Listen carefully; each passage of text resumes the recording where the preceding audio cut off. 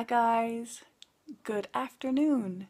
So as promised, here is my video about "And a Forest Grew." Now I had originally bought this pattern and a piece of fabric from 123 Stitch for my birthday.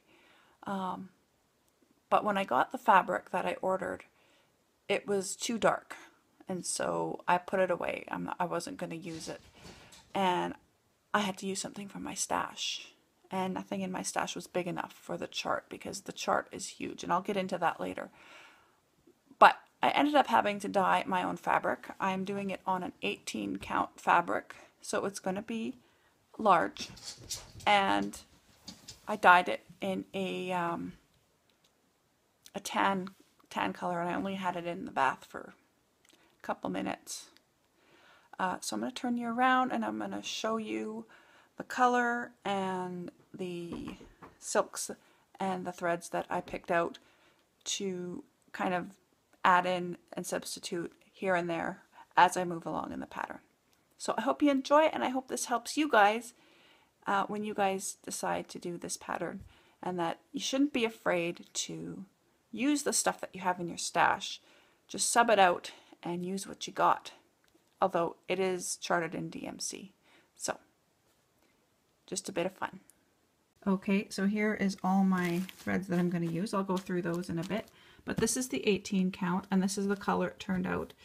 It is a light tan, so the greens and the reds and everything should pop out in the yellows and all that good stuff. Now there is 103 colors in this chart. When you look at it, it doesn't look like it, but there is. And there's 14 pages.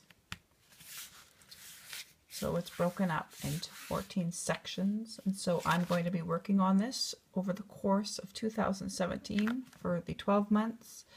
I'm going to have to work on a page and a half for 4 months in order to complete it in the 12 months.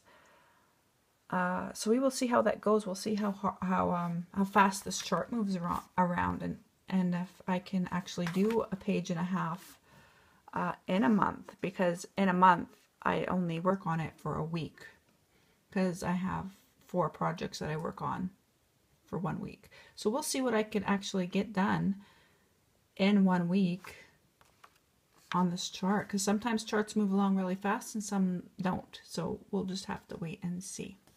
So that's all I'm going to show you with the chart. I am going to pull the DMC, and I'm going to use a majority of the DMC, and thankfully it is charted in DMC, because I know that a lot of these patterns are charted in specialty silks and specialty threads, and so it's great to know that a chart like this is done in DMC. But of course I got all these silks and stuff that I own, and so I might as well use them, right? So this first batch of silks is Fibers to Die For, and they are actually based in Calgary.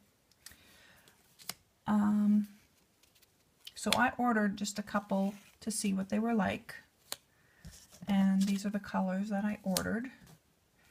And I don't typically show you guys stash because I'm just not into that. Personal choice, guys, personal choice. But I am going to show you stuff as I'm going to be using it.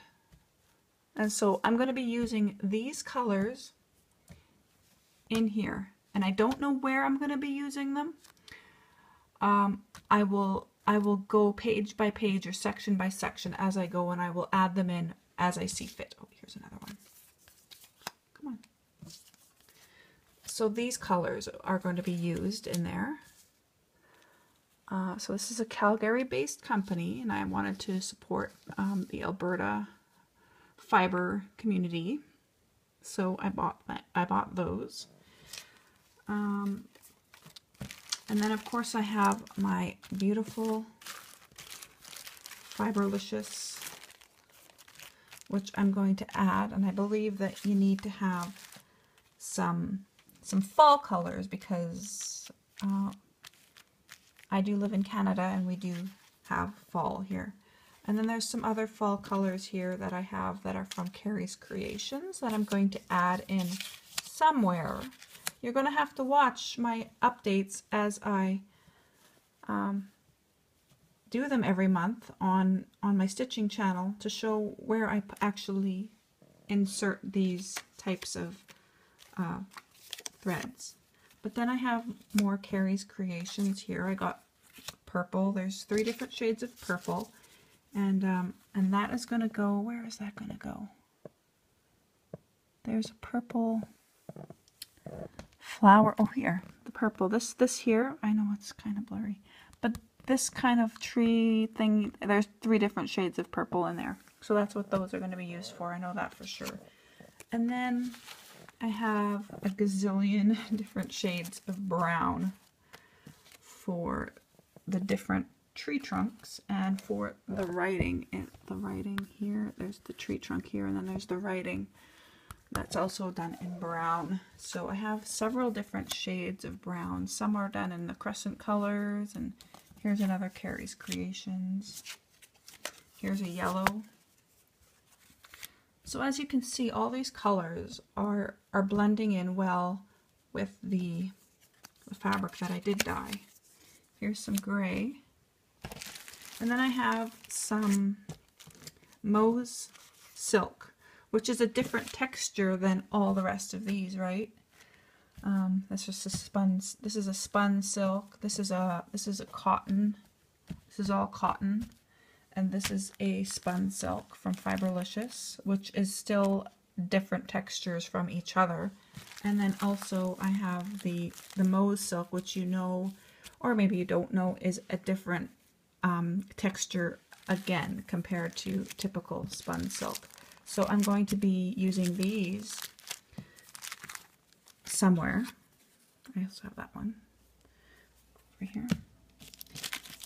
I also have these to be added to the palette as well. And they're a bit more shinier, and they are much more slippery and more silky. They're a lot like filament silks. I don't think they're filament silks, but they work a lot more like the filament silks from Fiberlicious. So these are the colors that I'm going to be using, and I do want to have different textures because, of course, a forest has different textures. It's almost winter. Look at all the... Do you guys remember the trees that I showed you? See, they are almost all gone. Anyway, forests have different textures, so it's important to have different textures in the piece. That's my opinion anyway, which is why I don't think it will be too terribly bad to have different kinds of fibers and different kinds of threads in it and it not be all exactly the same.